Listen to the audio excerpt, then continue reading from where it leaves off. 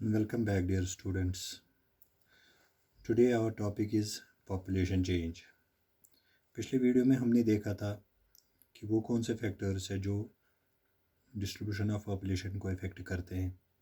तो आज की वीडियो में हम देखेंगे कि पॉपुलेशन चेंज क्या होता है। पॉपुलेशन चेंज सिंपली हम कहते हैं जब नंबर्स पॉपुलेशन की चेंज हो जाएंगे, यानी पॉपुलेशन ज़्यादा होना या कम होना, इसको हम पॉपुलेशन चेंज कहते हैं ड्यूरिंग ए स्पेसिफिक टाइम। जैसे हम सेंसस 10 साल बाद करते हैं तो उसमें हम देखते हैं कि कितने लोग जो है ज़्यादा हुए हैं या कम हुए हैं, या घर में हम देखेंगे इस साल कितने हमारे घर में अफराद थे, अगले साल कितने होंगे। इसको हम पॉपुलेशन चेंज कहते हैं। अगर हम देखेंगे कि वर्ल्ड की पॉपुलेशन जो है ये स्टेबल नहीं रही है, ये इंक्रीज़ होती जा रही है और हमेशा से होती हुई आई है।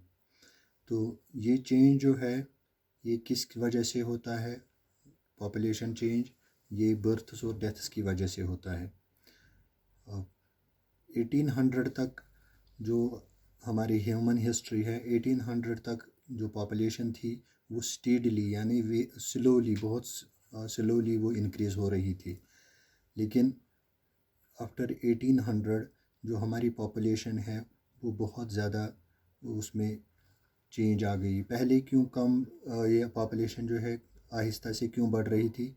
क्योंकि उस वक्त बच्चे भी बहुत ज़्यादा पैदा होते थे, बर्थ रेट्स भी हाई थी, लेकिन साथ में डेथ रेट्स भी हाई थी। बहुत ज़्यादा बच्चे पैदा भी होते थे, कुछ बचपन में ही मर जाते थे। और हमारे पास हेल्थ केयर फैसिलिटीज़ जो है वो प्रॉपर नहीं थी, पुअर हेल्थ केयर प्रॉपर जो फैसिलिटीज़ थी थ्रू आउट द वर्ल्ड।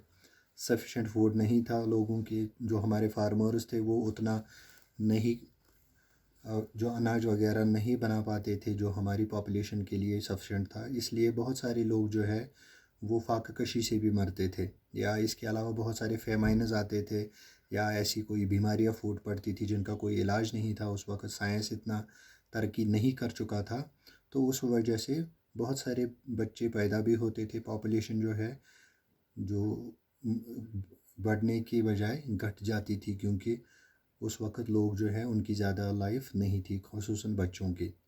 फिर अगर हम 1804 में देखें तो वर्ल्ड की पॉपुलेशन जो है ये पहली बार 1 बिलियन पॉपुलेशन जो है वो वर्ल्ड की हो गई।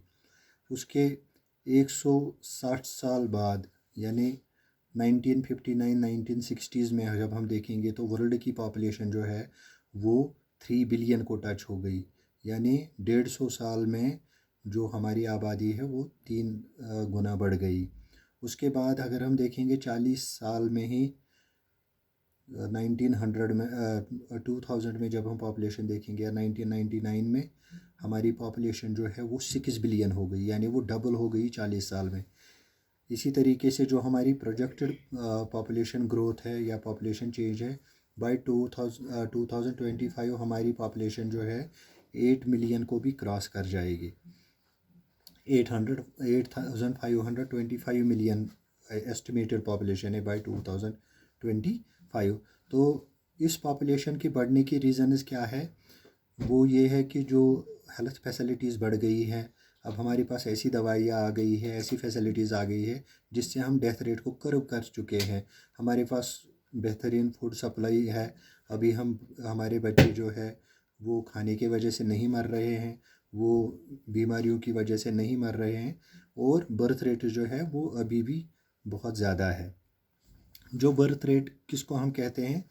बर्थ रेट कहते हैं नंबर ऑफ़ लाइव बर्थ्स पर 1000 पॉपुलेशन, यानी 1000 लोगों में कितने बच्चे ज़िंदा पैदा होते हैं, उसको हम बर्थ रेट कहते हैं। इसी तरीके से डेथ रेट भी हम इसी तरीके से मेजर करते हैं कि 1000 लोगों में कितने लोग मर जाते हैं कि with in specific period of time.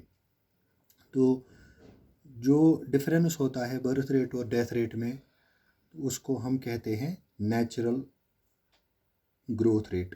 जो पॉपुलेशन की नेचुरल ग्रोथ रेट है that is difference between birth rates and death rates. जो दुनिया की आबादी है ये मेनली बर्थ्स, डेथ्स और माइग्रेशन से चेंज होती है।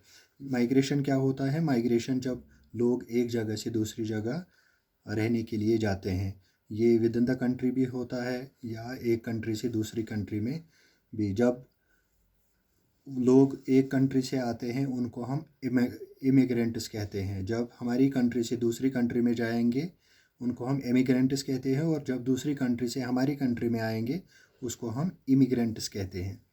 तो माइग्रेशन जो है ये टोटल पॉपुलेशन में तो कोई तब्दीली या उसमें कोई नुकसान नहीं करती है, लेकिन एक जगह पे जहाँ से लोग निकलते हैं वहाँ की आबादी कम होती है, और जहाँ पे वो रहने जाते हैं वहाँ की आबादी बढ़ जाती है। तो रीजन टू रीजन ये पॉपुलेशन चेंज में मदद करती है।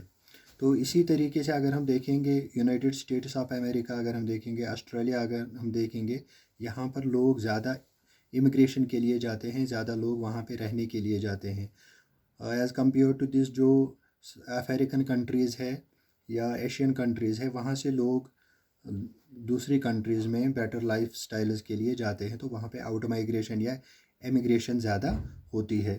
तो जनरल ट्रेंड जो है इंटरनेशनल माइग्रेशन की, वो लेस डेवलप्ड नेशंस जो है यानी अंडर डेवलप्ड और डेवलपिंग कंट्रीज़ जो है वहाँ से लोग डेवलप्ड नेशंस में जाते हैं ताकि उनको बेटर फैसिलिटीज़ मिले, जॉब अपॉर्चुनिटीज़ मिले, या हेल्थ फैसिलिटीज़ के लिए या एजुकेशन के लिए वो जाते हैं। दूसरा जो माइग्रेशन है वो रूरल टू अर्बन एरियाज़ में होती है। गांव देहातों से लोग जाते हैं शहरों में रहने के लिए ताकि उनके बच्चों को अच्छी पढ़ाई मिले, उनको हेल्थ फैसिलिटीज़ मिले, उनको बाकी चीज़ें मिले। तो पैटर्न्स ऑफ पॉपुलेशन चेंज जो है, रेट ऑफ पॉपुलेशन ग्रोथ जो है ये वेरी होती है वर्ल्ड वाइड। अगर हम देखेंगे जो लेस डेवलप्ड नेशंस है या अंडर डेवलप्ड कंट्रीज़, वहाँ पर अभी भी पॉपुलेशन जो है वो बहुत ज़्यादा बढ़ रही है, क्योंकि वहाँ पे अभी भी बर्थ रेट जो है हाई है।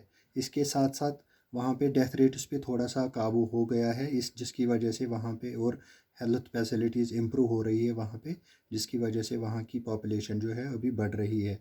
इसी तरीके से अगर हम देखें जो डेवलप्ड नेशन है जिनमें यूनाइटेड किंगडम है या अमेरिका है, यहाँ पर डेथ रेट भी लो है और बर्थ रेट्स भी लो है। इस तरीके से वहाँ पे जो डेवलप्ड नेशंस है वहाँ पे उस हिसाब से आबादी जो नहीं बढ़ रही है, वहाँ की आबादी जो है वो लगभग स्टैगनेंट हो चुकी है।